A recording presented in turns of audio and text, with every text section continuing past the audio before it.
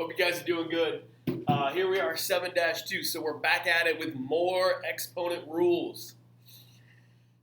Today will not be a fun day. Sorry. So these are our rules that we don't like too much.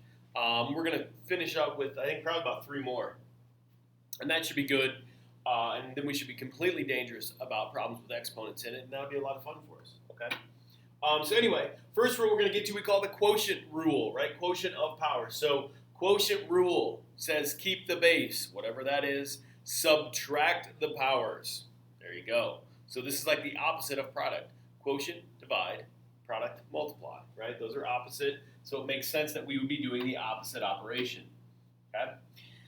As with most things, my friends, hey, we can only take an x and divide it by another x. Is that small for you guys? Let me see if we can't. It's a little larger. Bam. Okay?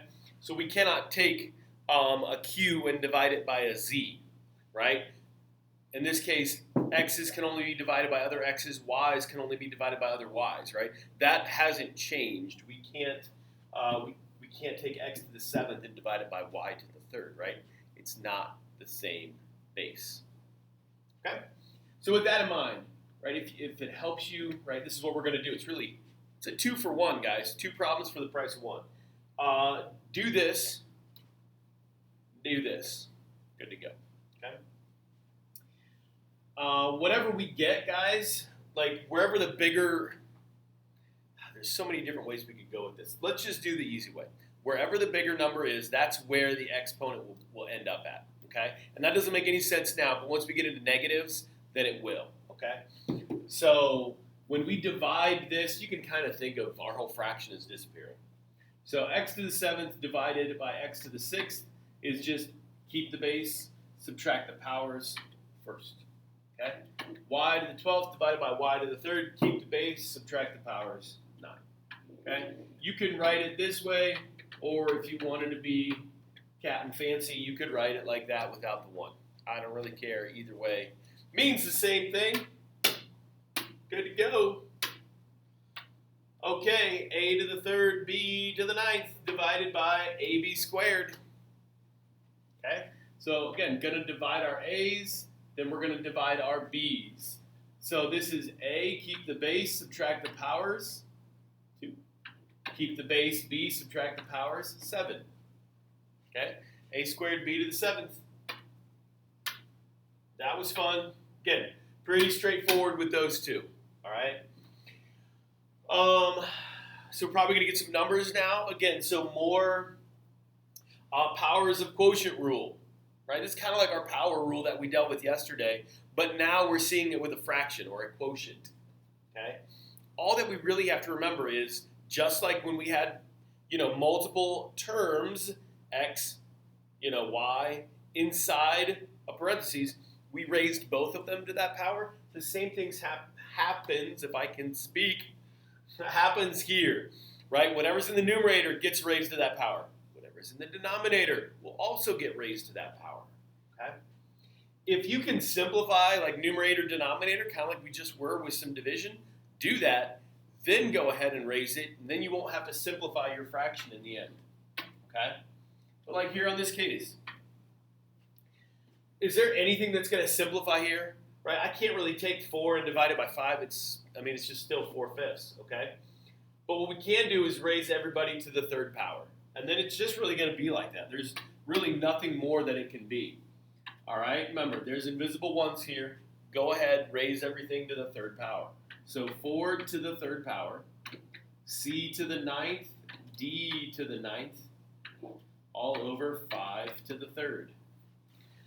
If you want to put the numbers with this, I guess you could. 4 to the 3rd, what? 4 times 4 is 16 times 4. Was that 64? Okay. C9, D9, all over 125. Will that simplify, I wonder? 64 over 125. Nope. Sure won't. Okay? So just leave it like that. Again, I'm okay here, probably okay here too. Okay? Either is fine. The more I think about it, I probably do like that one better. Again, that sticks with our Smaller than 1,000. Write them out. Cool. Awesome. Whoa, whoa. I didn't mean to skip that one. I know you guys want to do this problem. Okay. Simplify this one. Again, it's just telling us, guys, P and Q can't be 0. Right? That's all. Because what happens if we have 0 in the denominator, right? Can't divide by 0. Never going to happen. That's all this means. Okay? Who really cares?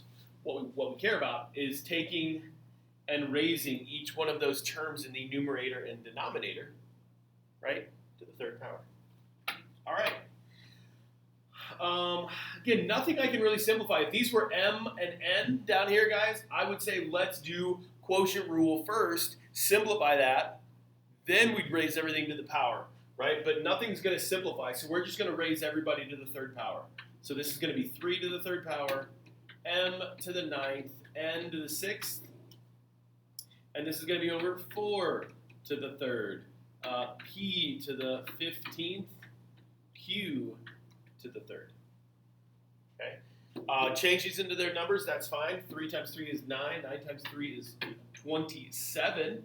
M, 9, N, 6. Over 4 to the 3rd. What do we say there? 64. P to the 15th, Q cubed. Ooh, that was fancy. Q cubed. Say that 5 times fast. Go.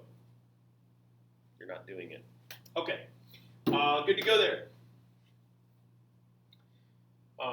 Yeah. Finally a rule that we love, or at least we think we do.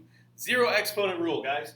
The zero exponent rule says that any term raised to the 0 power is indeed the number 1. We think it should be 0, but it never is. So if you have the number right here, 15 to the 0 power, it's really 1. Isn't that crazy? Crazy. Okay? Obviously, this does not work for 0, crew. 0 to the 0 power is not 1. So once again, you're going to see, hey, any non-zero, right? I don't know why they just say any number other than 0, okay? All right. Yeah. Really nothing to erase there. I don't know why I hit that. Okay, guys, we're almost halfway through the notes for today. I promise they are only going to get worse. All right. We see 0 powers, we're thinking, man, this is great. Everything is good. Okay? Now, I want to be clear. You know, eventually here in probably a slide or two, we're going to get where we actually have to do some work. But let's just think through what would happen here, right? I have 12 to the first power. I go ahead and raise that to the 0 power, right? 12 to the 1 times 0 is 0. 12 to the 0 power, guys, is just what? Just 1, okay? Same thing going to happen here.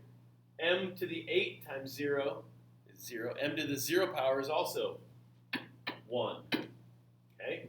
Same thing would happen here. N to the 7th power times 0. This would turn into n to the 0 power. Anything to the 0 power is 1.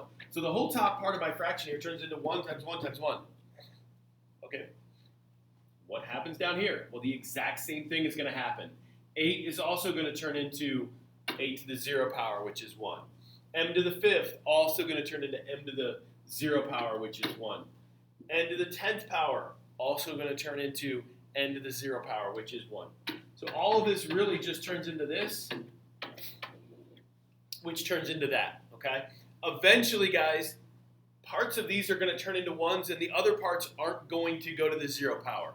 And then we just have to be careful, right? And we hopefully will see this in mere seconds, just like we do here, okay? So, wherever the 0 is, guys, I just like to write it out, and then I'll get rid of the 1, right? And what I mean by that is m to the 0 power we know turns into 1. We are multiplying these two things together, aren't we? Yes, we are. N to the 3rd still lives on, right? This is still n to the 3rd, just like n to the 2nd power still lives on. Can we multiply these two things together now in our numerator? We sure can. So those just turn into n cubed divided by n squared, which is just now a nice quotient rule product. Keep the base n, subtract the powers. 3 minus 2 is 1. Write it like that. Write it like that. I don't care. They both mean the same thing. Okay? But that's how we talk about, hey, we're not always going to get an answer of 1 if we see a 0 power in here, okay? Some of our other expressions or terms or monomials, ooh, fancy, still live on. Okay. Aha. Anything going to live on here? No, right? Everything in this is going to turn into 0, right? This is 3 to the 0 power, 1. X to the second, right? That's going to turn into x to the 0, y to the 0. All this turns into 1. Same thing here. So what is this all going to turn into? Uno. Popular card game as well. Also means 1. All right. All right, so again, this one stuff's going to live on. X to the 0, we know, turns into the number 1. K to the, whoa, that's a 5. K to the 5th power stays there. K cubed, good to go. Okay, we can multiply this together, K to the 5th over K to the 3rd, which equals K to the 2nd power. Okay, guys, make sure you do a good job of writing your exponents like actually above the base where they should be, right? Some of us have bad habits. Here we go. Negative exponents. Up until now, all of our exponents have been positive, and life has been wonderful. But now I'm here to tell you that there are negative exponents, and they're a pain in the butt. Yep, they are a pain. There's no getting around it, okay? We don't like to have an answer that has a negative exponent in it. Okay, guys, if you all grab your calculator, right? If you type a number in like 2 to the negative 3rd power, go ahead, type it in. Right, 2 to the negative 3rd power isn't a negative number. Right, 2 to the negative 3rd power is a very small number. Okay, in this case, 2 to the negative 3rd power is 1/8. Okay, is 1/8 a very big number? No. Okay, well, here's how that works. Oh, look, I didn't even look. It's how smart I am. I didn't even look over here. This is 2 to the negative 4th power, guys. If we want to write, okay, negative powers positively, okay, all we do is take that power, we take the opposite of it, right, and we basically make a fraction. So we're going to take 1 over that positive power. So 1 over 2 to the 4th. Guys, 2 to the 4th is just 2 times 2 times 2 times 2, which is 16. So this is just the fraction 1/16. Kind of makes sense with a number, okay? If they were to give me the opposite of that, if they said, hey, 1 over a negative power, again, we have this weird thing we call the tumble machine, okay? Right? Things will tumble up and down and around, and this just turns into, hey, whatever your negative power was in the denominator, it'll just move up to the numerator and be positive, okay? And this is all kind of confusing until we do a couple problems. So let's get into some problems here and see what we can do. Ah, yes. All right. Sometimes our negative powers will go away on their own. When they do, we become very excited. When they don't, then we have to deal with them. So let's take a look here. Neither one of these are a z, so they're not going to divide, okay? So really, guys, this says x to the negative 4th times y to the 9th all over z to the negative 6th, okay? So I kind of just wanted to break these two apart. Even though they're still held together with multiplication, we're allowed to move some things around, okay? So what we're going to do here is just says simplify. Well, some of us are saying, hey, it is simplified, right? It's a fraction. There's nothing right. None of these powers will combine. True, but there's negative powers in there, okay? Remember, if you're a negative power, if I want to write you with positive powers, you have to go to the other side, basically. So if you're in the numerator, you got to go to the other side. You got to come down here into the denominator. Just like this guy down here. If you're negative power and you want to be positive, it's really easy, guys. He's just going to move up here. So these two are actually going to flip spots, right? And when we do that, we're allowed to write them with their positive powers, okay? It's that whole 1 over reciprocal thingy-bobopper, okay? I'm going to keep these in alphabetical order. So this is really just going to look like y to the 9th and z to the 6th over, no, I should have wrote that a little bit lower, x to the fourth. Okay, here is my answer right there. Okay, look, y to the 9 stayed where it was. These two just changed spots. They went into the tumble machine.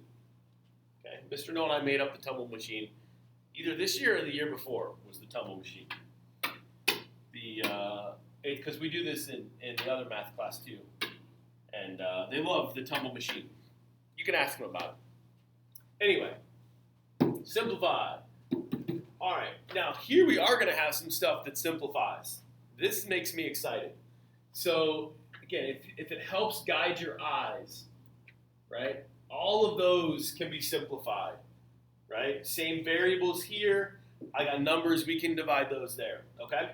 So 75 divided by 15, 5, I think.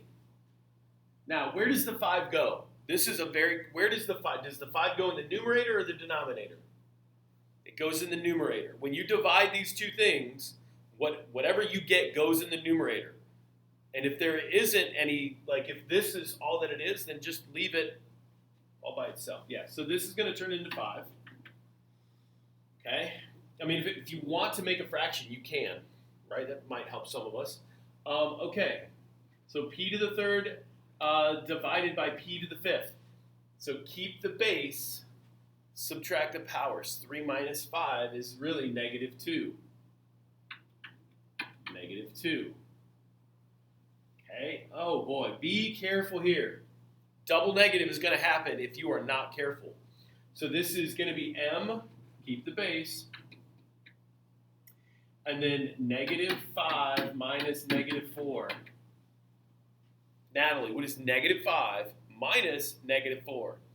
That's right, negative 1. Okay? R to the negative 8th, right? Here's why I wrote this as a fraction, because there's nobody for this to divide by, but it's going to stay down here in my denominator. So this is very similar to the problem we just had. 5 is good. It can stay in the numerator, right? Remember, these three terms, if you're positive, I don't want to move this 5 down here. If I actually do that, guys, now it has a negative power with it. Okay, it'd be 5 to the negative first power. I don't want to do that. But I do need to move these two variables down here. And then I notice this is a negative, so I need to move it up here. Again, we are allowed to make these things trade spots because they're negative. When they do, they just take their opposite or positive power. So this all is just going to look like 5. R to the negative 8th is going to come up here as R to the 8th. Unfortunately, P and M are both going to move down here. So P to the second, M to the first. Again, you don't have to write that M with the 1 if you don't want to. Okay? There's my final answer, positive powers. The power of positive thinking. That's what these exponents need. Okay. Yabba dabba doo. All right, all we really got to do is get rid of these two little fellas right here. Okay, b to the third, you're going to live in the numerator in my answer. A to the negative second power, c to the negative fifth power, right? Nothing divides, obviously. So they're just going to go into the tumble machine, and they're going to tumble to their new home, right? Which really looks like this. B to the third, right? C to the fifth is going to move up here.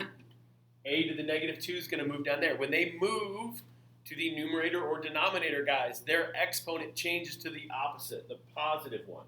So this is c to the fifth, right? This is a squared. Final answer. Good to go. Okay. These aren't that bad, are they? I mean, they're not great, but they're not terrible, you know? Okay, again, if it helps guide your eye. Bam. Now, this is what I said earlier. If you look at where the bigger number is now, right? That's where we're going to end up with, like, I can tell you our y's are going to end up here. My z's are going to end up right down here because it's going to be negative, okay? So on and so forth. Anyway, eventually the z's are going to end up down there. All right, let's go ahead and divide all this. 36 divided by 9. And if you want to make this a fraction, you can, okay? I don't know that you really need to, but remember, everything lives in the numerator when we do this, okay? x to the 5th minus, or really divided by x to the 4th. So keep the base, subtract the powers, 1. Keep the base, y, subtract the powers, 6. Keep the base, subtract the powers, -3. Right? This is all over 1. Okay, so like I said, you can keep this as a fraction, or you just know that, hey, everything's in the numerator. Okay? All right. Good. Has to move. Right? Got to get rid of this one. This one's got to move down here. Right? Be with this 1. So 4x y to the 6th over z cubed. Final answer. And that's our final slide for the day. Isn't that great, guys? Okay. So, hey, so there's 7-2. Bam, get excited. Really good stuff there. So, again, might need some more practice, maybe just on these. Go to that skills practice page, right, in Schoology. Do those, okay? We've got our bookwork, our quizzes, all of our other stuff, right? Guys, you have to be honest with yourself. If you're struggling with these or you need more practice on these, do that, right? You need to be very proficient at these, okay? If you have questions, let me know. If not, have a great day.